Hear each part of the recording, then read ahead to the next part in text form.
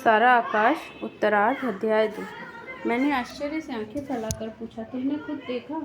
प्रभा दूसरी ओर देखती रही, बोली, खुद तो नहीं देखा, लेकिन मुन्नी बीवी बता रही थी उन्होंने देखा भी था। वह कहती थी आपको बताएंगी। जैसे ही मैं साग चढ़ाकर जरा हटी कि भाभी ने मुट्ठी भर कर नमक डाल दिया। हो दोनों कोहनियों के सहारे उठा। मैं हथेलियों पर अपना गंभीर मुख रख के गहराई से सोचता रहा। उसी तरह पूछा, तुम पहले दिन हमसे क्यों नहीं बोली थी? आने के दिन ही इतना बड़ा अपमान क्यों किया? प्रभा एक घुटना उठाकर बैठी थी।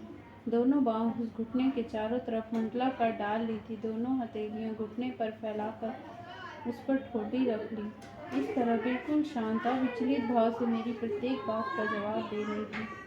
कोठरी के बाहर कल वाली चांदनी की रिमझिम वर्षा हो रही थी और बुढ़िया कुहार का एक आयताकार टुकड़ा तिरछा होकर हमारी चारपाई के पास तक आ गया था। बड़ी मुश्किल से मैंने उस पिछली बात बताने को तैयार किया था। उतार चढ़ावहीन स्वर में कहा, अपमान तो नहीं किया, आपको ऐसे लगा मैंने अपमान किया? फिर गहरी सांस लेकर बोली, छोड़ो अभी उन बातों को दोहराने से अब क्या फायदा? किस्मत में लिखा था हो गया। किस्मत विस्मत कुछ नहीं प्रभा, मुझे जानने की बड़ी उत्सुकता है। अब बताओ ना, हम तो इतनी खुशामद कर रहे हैं। मैंने अनुरोध स्वर में कहा और धीरे से उसका एक हाथ अपने हाथ में ले लिया। उसका कोमल हाथ ऐसा बेजान और ठंडा था कि मुझे कुछ रोमांच हुआ। हाथ उसने क्यों ही रहने दिया। मेरी इस बातों पर विद्वानों और अनुभवों की तरह धीरे से हंसी। इतना जलाकर अगर कुछ जरा सी खुशामद कर भी लिए तो क्या हो गया? फिर बिना मुझे जवाब देने की फुर्सत दिए बोली, हफ्तों से जागने की थकान थी, बदन बहुत टूट रहा था, तबीयत बड़ी उदास थी। जरा जरा सा थोड़ी देर बाद घर की याद आती। फिर मुन्नी बीवी ने अपना किस्सा सुनाया। मन और भी बेचैन हो गया। वही तो यहाँ बातें करने वाली थी। फिर संयोग से उस दिन खिड़की के सामने वाले घर में वह कमबख्त सावल की बहू जल मरी। और भी दो बातें ऐसी हो गई कि रोने के सिवा कुछ सूझ ही नहीं रहा था। बोलने का तो कतई भी मन नहीं था। फिर सुना कि आपकी इच्छा नहीं थी शादी करने की। सारे हौसले तो यूं ही मर गए। क्या बात करती आपसे? देखो प्रभा, जब बताने बैठी हो तो छुपाओ मत। मैं सचमुच जानना चाहता हूँ। तुमने विश्वास दिलाया है कि साफ साफ बताओगी, और फिर अभी से ये क्या चालाकी करने लगी? मेरा मुलायम अनुरोध भरा स्वर अनजाने ही कांप कर थरथराने लगा था। आगे बढ़कर मैंने उसकी गोद में सिर रख लिया और चित्त लेट गया। जाने क्यों लगता था वह झटक कर मेरा सिर हटा देती कि अब प्रेम जताने आए हैं। एक मांसल उष्णता से मेरे दिमाग की एक एक सिरा लरज उठी। उसमें उन्हें अब रहने दो ना। कोठरी के अंधकार में उसके चेहरे की सिर्फ छाया सी ही दिख रही थी, लेकिन जैसे ही माथे पर दो जलती बूंद टपकी तो मैं चिमक पड़ा। उंगलियों से उसकी ठोड़ी अपनी ओर घुमाता हुआ स्नेह से डांट कर बोला, यह क्या बेवकूफ़ी है? अब 24 घंटे रोगी। और मैंने हल्के से उसके गाल पर एक चपत लगा दी। उसके होठों पर झलकती लाज खिली मुस्कान मेरी कल्पना की आंखों के आगे साकार हो गई। साथ ही मैंने झट अपना हाथ हटा लिया। ध्यान आ गया इसी गाल पर इन्हीं हाथों का तमाचा पड़ा था और तिलमिला उठी थी। वह भी उस मिट्टी के ढेले के लिए जिसे पंडित ने गणेश बना दिया था। रोशनी होती तो देखता उंगलियों के निशान अब हैं भी या नहीं। लगा प्रभा को भी उस दिन की बात याद आ गई। सकपका कर मैंने एकदम विषय बदल दिया। अच्छा प्रभा, एक बात बताओ, ये भाभी और अम्मा तुमसे इतनी नाराज़ क्यों हैं? प्रभा ने कुछ जवाब नहीं दिया। फिर घूंट भरकर बोली, मुझे क्या पता, हमारी किस्मत में यही लिखा होगा, और क्या कहूँ। देखो प्रभा, तुम्हें मेरी कसम, इस वक्त मैं जो कुछ जानना चाहता हूँ मुझे सच सच बता दो। तब से किस्मत किस्मत लगा रखी है। किस्मत विस्मत को तो इस समय झोंको भाड़ में। जिंदगी भर पहली बार मैंने भाग्य के विरोध में कहा। यह क्या बुरी आदत है? बोलने की देर नहीं हुई मेरी और तुम्हारी कस्में चलने लगी। उसने प्यार भरी झुंझलाहट से कहा। दोनों हाथ पहले तो मेरे गर्म माथे पर निश्चेष्ट रखे थे, फिर धीरे धीरे मेरे उलझे बालों में घूमने लगे। जाने कितनी बोतलों का नशा मेरे नस नस में उतरता चला जा रहा था। यूं ही उंगलियां चलाती हुआ बोली, अम्मा, बाबूजी को नाराज करने का कारण साफ था। लेना देना उनके मन के लायक नहीं हुआ। रुपया पैसा अच्छा जेवर कुछ भी तो नहीं ला सकी। इसमें पढ़ी लिखी होना भी एक दुर्गुण बन गया। यूँ मुन्नी बीवी ने तो इसका खूब प्रचार किया ही तभी जबान से। अम्मा ने भी संतोष प्रकट किया कि लाई वाई तो चाहे कुछ न होए, बड़ी बहू से लाख दर्जे अच्छी है देखने सुनने में। बस तुम्हारी भाभी को नाराज करने के लिए 2-3 बातें ही काफ़ी थी। दिन रात वे अम्मा की कान भरती रहती, मैं सुनती और चुप रहती। कहती किससे जाकर तुम भी तो नाराज़ थे। बहुत बार मन में आता कि सांवल की बहू की तरह आगे गला भर्रा आया, फिर 2-3 बूंदें टपकी। मैंने हाथ बढ़ाकर उसके मुंह पर रख दिया, प्यार से डांट कर बोला, खबरदार प्रभा जो इस तरह की एक भी बात कही। फिर उसकी गर्दन में बाहें डालकर नीचे सिर झुकाया, धीरे से उसके शीतल पपड़ाए होठों को चूम लिया। मुझे लगा मानो जैसी जलती ब्रांडी का घूंट मेरी नस नस में झंझनाता चला गया हो। कांपती भर्राती आवाज़ में कहा, प्रभा इस बार इस गलती को माफ़ कर दो। मालूम नहीं मेरे ऊपर कौन सा भूत सवार हो गया था। यह मेरी जिंदगी की सबसे आखिरी गलती है। आओ हम निश्चय कर ले, कभी नहीं लड़ेंगे, कभी भी, चाहे कुछ भी कोई कहता रहे। प्रभा ने अपने गाल से मेरे होठों को दबा दिया और बात टूट गई। आंसू फिर बहने लगे। मैंने झिड़क कर कहा, फिर वही, तुम बड़ी कमज़ोर हो प्रभा। लेकिन तभी किसी ने जबान पकड़ ली, जो ऐसे ऐसे आंधी तूफानों के बवंडर में नहीं डगमगाई वह कमज़ोर हो। तभी याद आया, कल प्रभा छत पर बैठी बैठी रो रही थी। मैंने रोते हुए पहली ही बार देखा था, तभी से सवाल उठ रहा था। पूछा, अच्छा एक बात और बताओ। उसने यूँ ही कहा, तुम कल रो क्यों रही थी? इतने दिन हो गए मैंने तुम्हें रोते शायद कभी नहीं देखा। जब मैंने चांटा मारा था तब भी शायद तुम नहीं रोई थी। इस बार प्रभा का स्वर कड़ा हो गया। मैं क्या, उस दिन कोई भी खूब रोता। इतनी बड़ी हो गई अभी तक चरित्र पर किसी ने एक शब्द नहीं कहा। उस दिन जो सुना फिर वह सहसा चुप हो गई। कुछ देर बाद भावाविशिष्ट स्वर में बोली, जिस दिन तुम भी मेरे चरित्र पर संदेह करोगे उस दिन जहर खा लूँगी। मैं चुप हो गया, लगा उसकी दृढ़ता के आगे मैं बौना हूँ।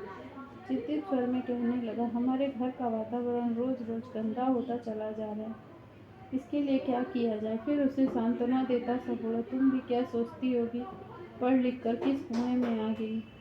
सहसा प्रभा ने कोई जवाब नहीं दिया, काफ़ी देर तक चुप रही, फिर जाने कहाँ से बोली, मुसीबतें हमेशा ही तो नहीं रहती, तुम पढ़ लिख लो कुछ तो आसानी हो ही जाएगी। तुम्हारे साथ साथ रहूँगी तो कुआं खाई किसी का भी डर नहीं लगेगा। अकेले पड़ जाने से जी घबरा उठता है। उसके भीगे स्वर को, रोमांचों को मैंने दिल की गहराई से महसूस किया। अच्छा तुमने तो इतने सवाल पूछ लिए, अब मैं भी पूछूं? नहीं प्रभा नहीं, मैं तुम्हारे एक भी सवाल का जवाब नहीं दे पाऊंगा। समझ लो कि पागल था, उन दिनों दिमाग ठीक नहीं था। प्रभा का आपसे तुम पर आना मुझे अच्छा लगा। सुबह सुबह मैंने प्रभा से कहा, प्रभा जो हुआ सो छोड़ो, बस एक मेरी ही गलती थी। अगर मेरी मजबूरी समझ सकती हो तो मुझे माफ़ कर दो।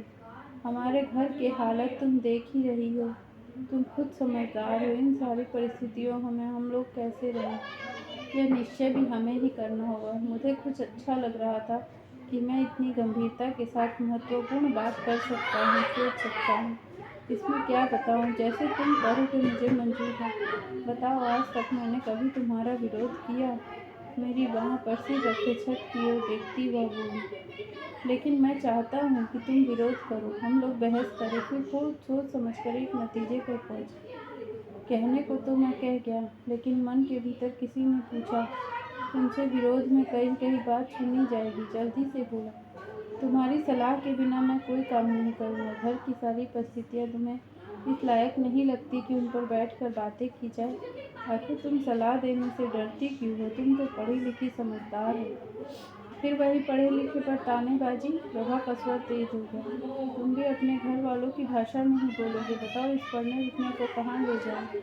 माँ बाप ने पढ़ा लिखा दिया तो क्या करूँ? जो कुछ पहले पढ़ा लिखा था सब भुला दिया है। किसी को घर में आज तक पढ़ने लिखने का घमंड दिखाया? स्वर में नाराज़ी थी और गले में गीलापन। मुझे अपनी गलती महसूस हुई। इस बेचारे को बिना जवाब देने का अवसर दिए इस बारे में इतने ताने सुनने पड़ेंगे कि अब अपने को रोक नहीं पाती। दुलार से उसका मुंह अपनी ओर मोड़ कर कहा, तो बाबा मैं यह सब कहाँ कह रहा हूँ। लगता है इतने दिनों की चुप्पी का बदला निकालने को उधार खाए बैठी हो। मुँह से बात निकली नहीं कि काटने दौड़ी। पुरानी शराब की तरह तेज हो गई हो। उसने खुश करने के लिए आगे जोड़ा, आदमी जरा पी ले तो चस्का ही न छूटे और जिंदगी भर नशे में पड़ा रहे। बेरुखी से वह बोली, इन शब्दों का अर्थ मैं भी जानती हूँ। फिर शायद लगा कि स्वर में ज़्यादा कड़ाई आ गई है। लजाने का भाव दिखाकर 2-3 दिन में तुम अच्छे से अच्छे सिनेमा एक्टर से भी ज़्यादा एक्सपर्ट हो गए। जो बात कर रहे थे वह तो चूल्हे भाड़ में गई। लगा ये बेकार की बातें करने। एक्सपर्ट शब्द कानों को खट से लगा। प्रभा शिक्षित है, यह बात इतनी तरह दोहराई गई थी कि इसका अर्थ ठीक हो गया था। इस शब्द से पहली बार मुझे ध्यान आया वह किसी गांव कस्बे के घिरे वातावरण में रहने वाली नहीं, अच्छे शहरी परिवार की इकलौती लड़की है। किरण के पहनने ओढ़ने का ढंग, बोल चाल के तौर तरीकों को देखकर मेरे मन में आया, काश ऐसी समझदार और सुरुचिपूर्ण पत्नी मेरी भी होती। उस सिलसिले में मैंने प्रभा को कभी याद ही नहीं किया। वह तो घर का काम करते धरते एक नगण्य प्राणी से अधिक मेरे सामने आई ही नहीं। अब याद आया, सिनेमा देखना तो दूर, बेचारी हमारे यहाँ तो सिनेमा के पोस्टर तक देखने को तरस उठी होगी। कहानी उपन्यास की एक एक लाइन पढ़ने को तड़फड़ाती होगी। शहर की लड़कियों के तो जाने कितने कितने सपने होते हैं, जाने कितने कितने शौक होते हैं। बेचारी ने सब हमारे घर की दीवारों में दफना दिए। तभी दिवाकर के घर और अपने घर का अंतर सामने आ गया। कम से कम वहाँ पढ़ा लिखा होना एक दुर्गुण में तो शुमार नहीं किया जाता। क्या कभी हमारा घर भी वैसा हो सकेगा? मैं भी प्रभा से किसी दिन कह सकूंगा कि शाम को घूमने चलना है, दिवाकर और किरण आएंगे, उनके संग चाय पीनी है। लेकिन और आगे सोचा नहीं गया। अपने आप एक गहरी सांस मुंह से निकल गई। प्रभा ने मेरी सांस सुनी तो झकझोर बोली, अब क्या सोचने लगे? फिर मेरे माथे पर झुककर हाथ फेरते हुए बोली, अच्छा बताओ क्या कह रहे थे? एक्टर वाली बात बुरी लग गई क्या? मैं चुप रहा और अपने ऊपर झुके उसके चेहरे को गौर से देखता रहा। जाने क्यों लगा यह जो कुछ कह रही है और कर रही है वह सच्चे मन से नहीं कर रही। सोचती होगी कि बांध दी गई है, निभाना तो पड़ेगा ही। निश्चय ही मन के भीतर कहीं वह मुझे अपने लायक नहीं मानती। बताओ ना। इस बीच उसने फिर अनुरोध से कहा, देखो मैं तुम्हारी 100 बात मानूंगी, तुम मेरी एक बात मान लेना। मुझे बहुत बकबक करने की आदत है, जो मुंह में आता है बक देती हूँ। मेरी किसी बात का बुरा मत माना करो, तुम्हारे हाथ जोड़ती हूँ। मुझे खुद भी ध्यान नहीं रहता कि क्या कहना चाहिए क्या नहीं। बाद में अफसोस होता है, इतने दिन चुप रही हूँ, सो कुछ न कुछ बोलने की याद आती है। रमा भी कहती थी मैं बहुत बकवास करती हूँ। मैंने उसकी बात का बुरा नहीं माना, लेकिन अपनी ही बात से मन में बहुत उदासी घेरने लगी। सचमुच मैं उस लड़की के लायक हूँ ही कहाँ? ऊपर से पूछा, कौन रमा? मेरी एक क्लास फेलो है। उत्साह से सब कुछ भूलकर वह रमा के बारे में बताने लगी। अंत में बोली, इस बार मैं जब गई थी ना, तुम्हारे बारे में बहुत ही पूछ रही थी। अपने क्लास की सबसे शैतान लड़कियां थी हम लोग। मेरी बहुत ही पक्की दोस्त है। लड़कियों में इतनी पक्की दोस्ती होती नहीं है। हम लोग आपस में सोचा करती थी कभी शादी नहीं करेंगी, खूब पढ़ लिख कर गाँव में चली जाएंगी, वहाँ स्त्रियों को पढ़ाया करेंगी। कभी सोचती थोड़ा सा सामान साथ लेकर सारे हिंदुस्तान का पैदल टूर करेंगी, खूब विस्तार से अपनी डायरी लिखा करेंगी। नए नए गांव और शहरों में तरह तरह के लोग मिलेंगे, गुंडे बदमाश या जंगली जानवरों से अपनी रक्षा के लिए हम लोग लाठी और छुरी चलाने की योजनाएं बनाती, और भी बैठे बैठे जाने क्या क्या बातें किया करती। घर और बाहर वाले सब बहुत नाराज होते कि जाने ये लोग ऐसी क्या बातें करती रहती हैं कि ख़त्म ही नहीं होती। हम लोग उन्हें और भी चढ़ाते। अचानक मैंने बात काट कर पूछा, अच्छा प्रभा, तुम्हें शादी करने का बहुत अफसोस है? प्रभा झटके से चौंक पड़ी, नहीं तो क्या तुम्हें मैंने ऐसा कहा? फिर वह खिलखिलाकर हंसने लगी। देखो मैं कहती थी ना, मुझे बोलने की बहुत आदत है, फिर रोक दिया करो। क्या करूँ, याद ही नहीं रहता। वही बात हुई ना, और देर तक खिलखिलाती रही। मुझे उसका ये उन्मत्त भाव से खिलखिलाना अच्छा भी लगता और आश्चर्य होता था कि इतना सब कह चुकने के बाद कैसे ये यूँ बिना झिझक हंस सकती है, बातें करती चली जा सकती है। मैं तो अपनी याद से कभी यूँ हंसा नहीं। अचानक हंसना रोककर उसने मेरी कनपटियों को दोनों हथेलियों के बीच में दबाकर सीधे मेरी आंखों में देखते हुए कहा, देखो मैंने जो कुछ भी कहा है उसे बिल्कुल भूल जाओ। अब तो मैं चाहती हूँ तुम खूब पढ़ लिख लो, मुझसे जो कहोगे मैं करती जाऊँगी। मुझे दिवाकर और बाबूजी की सारी बातें याद हो आई। पूछा, प्रभा एक बात में सलाह दो। मैंने कहा ना, मुझसे सलाह मत मांगो, तुम जो कहोगे वही करो। अरे सुनो तो सही पहले, बड़ी आज्ञाकारिणी बनी हो। मैंने नकली डांट से कहा, मेरा एक दोस्त है दिवाकर, वह भी पीछे पड़ रहा है, मुझे 3rd ईयर ज्वाइन कर ही लेना चाहिए। दूसरी तरफ भाई साहब और बाबूजी का कहना है मुझे कहीं ना कहीं नौकरी कर लेनी है ताकि घर को कुछ मदद मिल सके। मेरा तो दिमाग काम नहीं करता, तुम बताओ। वह थोड़ी देर चुप रही और जैसे मुझे कुछ और कहने का अवसर दे रही हो, फिर बोली, अब इसमें मैं क्या सलाह दूँ, तुमको जो भी ठीक लगे। मुझे साफ लगा कि जो कुछ वह कहना चाहती थी वह नहीं कहा। अपने मन के ऊपर ही ठीक लगने की बात होती तो मैं तुमसे पूछता ही क्यों। मैं जो भी तय करूँगा उसका असर केवल मुझ तक भी तो नहीं है। अब तो मैं अपने लिए, घर वालों के लिए पढ़ाई का बहाना था, अब वह भी ख़त्म हो गया। जितना कुछ दिखता है यह तो साफ है, पढ़ाई अब आगे चलेगी नहीं। इतने दिनों जैसे रो पीट कर काटे हैं वही बहुत है। घर वालों को अब तत्काल मदद की ज़रूरत है, अब तो कोई रास्ता ही नहीं दिखता। प्रभा ने जमाई ली और बोली, तो ठीक है, कुछ कर करा लो, इतने बेमन से क्यों कह रही हो। मैंने कहा, मुझे मालूम नहीं, तुम्हें मेरी बात पसंद नहीं है, लेकिन बताओ करूँ क्या। और रहा काम, सो कहना सबके लिए बड़ा आसान, लेकिन ज़रा बाहर निकल कर देखोगी तो पता चलेगा काम कैसे मिलता है। बड़े बड़े इंटर और बीए घूमते हैं, कोई कौड़ी को नहीं पूछता। बहुत कोशिश करूँगा तो 40-50 की नौकरी मिल जाएगी, तो दिन भर कलम घिसनी पड़ेगी और रात को फाइलों का गट्ठर बांध कर घर लाना पड़ेगा। बात करने की फुर्सत नहीं मिलेगी, रात भर बैठे बैठे आँख फोड़ो। भाई साहब लड़ाई के ज़माने में नौकर हो गए थे, तो समझते हैं अब भी वैसा ही आसान है। वह ज़माना तो रहा नहीं, लेकिन ये बातें समझाए किसे, अब तो अकल काम नहीं करती। पास में कोई डिग्री हो तो कोशिश भी की जाए, अब किसी से जाकर क्या कहें, हम इंटर पास हैं और वे बेचारा भी क्या नौकरी दिलाए। तुम कुछ क्यों नहीं बोलती। क्या बोलूं बताओ। कहो तो किसी स्कूल में मास्टरनी वास्टरनी की नौकरी कर लो। उसके स्वर में परिहास खनक उठा, जैसे घर की परिस्थिति की ओर संकेत कर रही हो। एकदम बड़ा सा मुंह फाड़ कर मैं बोला, घर से निकलना और यह बात अगर जरा सी अम्मा या भाभी के कान में पड़ गई तो समझ लो वह तूफान पड़ेगा कि घड़ी पहनकर खाना बनाने वाला दिन भूल जाओगी। फिर इन परिस्थितियों और अपनी मजबूरी पर खुद ही गुस्सा आने लगा। सच प्रभा, कभी कभी तो ऐसी झुंझलाहट होती है यहाँ से कहीं भाग चले। तुम भी सोचती होगी किस निकम्मे के पल्ले बंधी। मैं दिल की बात कहता हूँ, अब तुम्हारी ये हालत देखी नहीं जाती। आराम चैन का तो सवाल नहीं, ठीक से पहनना ओढ़ना भी नहीं होता। मेरे पास खुद कपड़े नहीं। तुम मेरी चिंता मत करो, मेरे पास बहुत है। लेकिन मैंने उसकी बात नहीं सुनी। दिवाकर की वाइफ रोज़ पीछे पड़ती है, तुम्हें किसी दिन ले चलूं, लेकिन बताओ कैसे ले चलूं।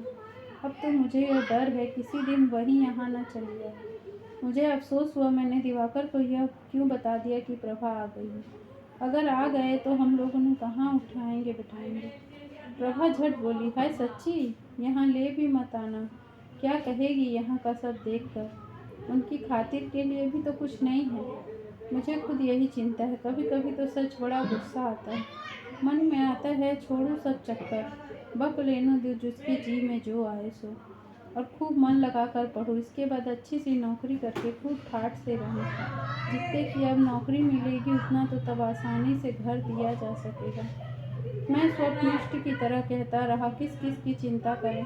सब अपना अपना स्वार्थ देखते हैं, सब अपना भाग्य लेकर आते हैं, पर फिर आत्मा नहीं मानती। माँ बाप के लिए भी तो कुछ फर्ज है। मैं सोचता रहा। सुबह का उजाला आकाश में उतरता चला आ रहा था। प्रभा अपने हाथ पांव हिलाकर जमाइयाँ लेकर व्यस्त हो रही थी कि अब जाना है।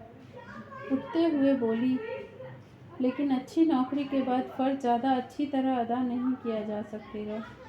मैं उसकी ओर प्रश्न भरी दृष्टि से देखता रहा कि इस कहने का क्या मतलब है।